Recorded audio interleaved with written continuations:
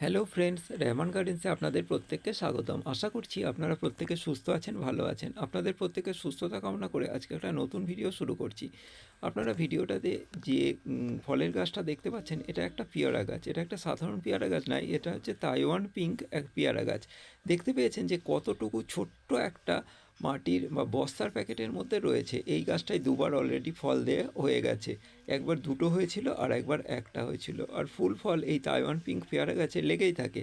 তা আপনারা বিভিন্ন রকমের দামি দামি পেয়ারা গাছ না কিনে আপনারা তাইওয়ান পিঙ্ক গাছটা লাগাতে পারেন। এই গাছ কিন্তু সারা বছর ফল দেয়। আর যাদের মাটিতে জায়গা নেই তারা অবশ্যই টবে তাইওয়ান পিঙ্ক এই পেয়ারা গাছটা লাগাবেন। কারণ তাইওয়ান পিঙ্ক একটা উচ্চ ফলনশীল পেয়ারা গাছ, আর এটা সারা বছর হয়। রোগ প্রতিরোধ, রোগ পোকার আক্রমণ প্রায় হয় না বললেই চলে। আর আমি বিশেষ করে এই গাছটা আমার বড় টব আপাতত নেই বলে এই বস্তার প্যাকেটেই রেখে দিয়েছি। আবার নতুন করে পাতা ছাড়া শুরু করেছে। আর এই যখনই এই গাছ তাইওয়ান পিঙ্কের পাতা ছাড়ে, তখনই ওই পাতার সাথে নতুন যে কচি পাতা বার হয়, কচি পাতার সাথেই কিন্তু পেয়ারার ফুল বার হয়। আর যদি এটা বড় টবে থাকে তাহলে কিন্তু প্রত্যেকটা ফুলেই কিন্তু ফল হয়। ফুল পড়ে যাওয়ার সম্ভাবনা খুবই কম, বা ফল পড়ে যাওয়ার সম্ভাবনা নেই বললেই চলে।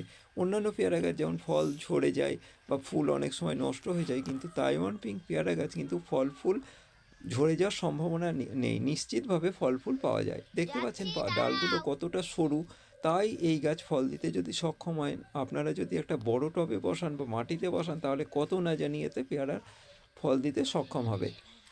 আমরা খেয়ে দিয়েও বাইরের প্রতিবেশীকেও আমরা খাওয়াতে পারবো। তা যাদের বন্ধুরা গাছের শখ আছে কিন্তু জায়গা নেই, মাটি নেই, তারা অবশ্যই এই জাতটাকে সংগ্রহে রাখতে পারেন।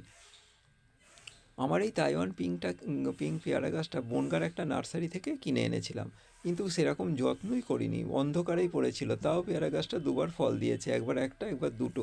আর আপনারা যদি ছাদে যদি ঠিকমতো রোদ্দুর আসে, ঠিকমতো পরিচর্যা করেন, গাছকে খাবার দেন, রোগ প্রতিরোধ বলতে কিছু কিছু যদি ব্যবহার করেন, তাহলে অবশ্যই আপনারা এই গাছে আমি নিশ্চিতভাবে বলতে পারি অন্যান্য পেয়ারার থেকে আমার মনে হয় এই গাছটা ফল দেবে। আমার কাছে অনেক অনেক জাতের পেয়ারা গাছ আছে, কিন্তু এই গাছটাই দেখলাম কোনো রকম পরিচর্যা ছাড়াই ফল দিচ্ছে। তাই বন্ধুরা, আপনাদের এটাই বলতে চাই যে এটা একটা উচ্চ ফলনশীল জাত, আর এটা সারা বছর ফল দেয়। এই গাছটার ছাদ বাগানে অবশ্যই আপনারা লাগান। আর দেখতে পাচ্ছেন যে পেয়ারা গাছটার যে লাল লাল যে পাতাগুলো হয়েছে, এটা অন্ধকারে ছায়া অঞ্চলে থাকার জন্য বা ছায়াযুক্ত জায়গায় থাকার জন্য এইগুলো হয়েছে। এই কচি পাতা বার হওয়া শুরু হয়েছে, তার সাথে সাথেই ফুল বার হবে। আর ফুল যখনই বার হবে আপনারা পাতার মাথায় যে কচি পাতাটা থাকবে সেটা অবশ্যই কেটে দেবেন, না হলে পাতাগুলো শুধু বাড়তেই থাকবে, আপনার ফুল পড়ে যাওয়ার সম্ভাবনা বা ফল না ধরার সম্ভাবনা থাকে। কচি পাতাটা যদি কেটে দেওয়া হয় তাহলে গাছটা আর খাবার পুরো ডালটাই যাবে না, ওই ফল ফুলের জায়গা পর্যন্ত পৌঁছাবে, ফল ফুল আপনার তাড়াতাড়ি বাড়বে। এই জন্য গাছের এই পেয়ারা গাছের নিয়ম হচ্ছে গাছের মাথার কুঁড়িটা কেটে দেওয়া, সেখান থেকে নতুন যখন ডাল ছাড়বে, অনেকগুলো ডাল ছাড়বে, দুদিক দিয়ে দুটো ডাল ছাড়বে, তার বেশিও ছাড়তে পারে যদি গাছটা যদি খাবার ভালো থাকে বা গাছটা যদি শক্তিশালী হয়। আর যদি শক্তিশালী নাও হয় তাহলে কিন্তু দুটো ডাল অবশ্যই ছাড়বে।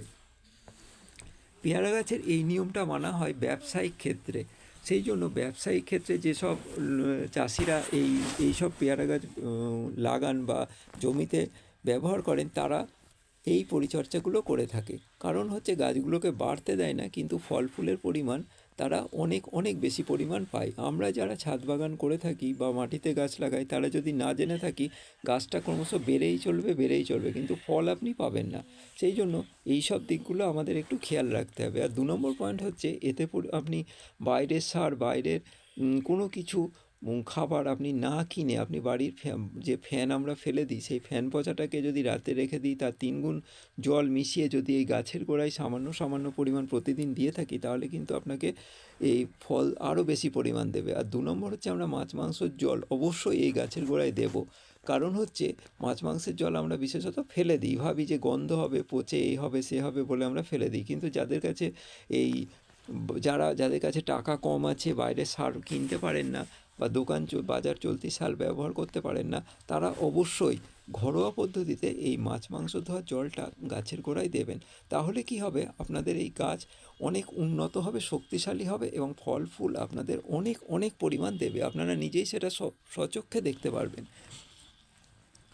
আর 2 নম্বর কথা, আরেকটা পরিচর্যা আপনারা ব্যবহার করতে পারেন, পরিচর্যা করতে পারেন, যে হচ্ছে যে আমরা ডিমের খোলাগুলো খাওয়ার পর কী করি, রাস্তায় ফেলে দিয়ে আসি বা জঞ্জালে ফেলে দিই। সেই ডিমের খোলাগুলো আপনারা শুকিয়ে নেবেন, শুকিয়ে নেওয়ার পর শিলে গুঁড়ো করবেন। যাদের কাছে গুঁড়ো করার জিনিস আছে তারা অবশ্যই মেশিনে গুঁড়ো করে নেবেন। নিয়ে এই গুঁড়োগুলো 1 চামচ পরিমাণ মাসে বা 15 দিন অন্তর অন্তর এই গাছের গোড়ায় দিন। তারপর দেখুন গাছের কীরকম রূপ বদলে যায়। আর পেঁয়াজের খোলা যদি আপনি ভিজিয়ে এই গাছের গোড়ায় দেন তাহলেও সেটা খুব আপনাকে উপকারী একটা সার হিসাবে আপনার ব্যবহার হবে।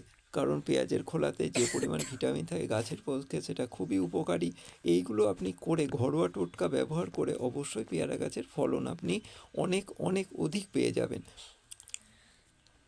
আমরা বলি যে পেয়ারা গাছে ফল আসছে না, ফুল আসছে না, কিন্তু এই ঘরোয়া টোটকাগুলো আমরা অনেকেই জানি না। সেই জন্য বন্ধুদের সাথে আজকে এই তাইওয়ান পিঙ্ক পেয়ারা গাছটা আর সঙ্গে এই ঘরোয়া টোটকাগুলো আমি জানালাম। আর আপনারা জানেন যে যে কোনো পেয়ারা গাছের সাথে এই ঘরোয়া টোটকাগুলো করা যায়। শুধু পেয়ারা গাছ নয়, যে কোনো ফলের গাছ, ফুলের গাছের সঙ্গে আমরা এই ঘরোয়া টোটকাগুলো করতে পারি। তাহলে আমরা বেশি পরিমাণ ফল ফুল পাবো এবং আমাদের উৎসাহ গাছের প্রতি আরও বেড়ে যাবে।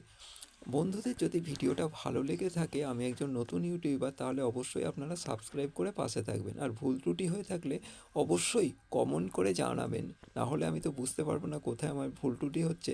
যদি কোনো পুরনো ইউটিউবার দেখে থাকেন তিনি অবশ্যই জানাবেন আমার কোথায় ভুল ত্রুটি হচ্ছে, তাহলে আমি সংশোধনের চেষ্টা করব। আপনাদের প্রত্যেকের প্রতি ভালোবাসা এবং আপনাদের শারীরিক সুস্থতা কামনা করে আজকের ভিডিওটা এখানেই শেষ করছি।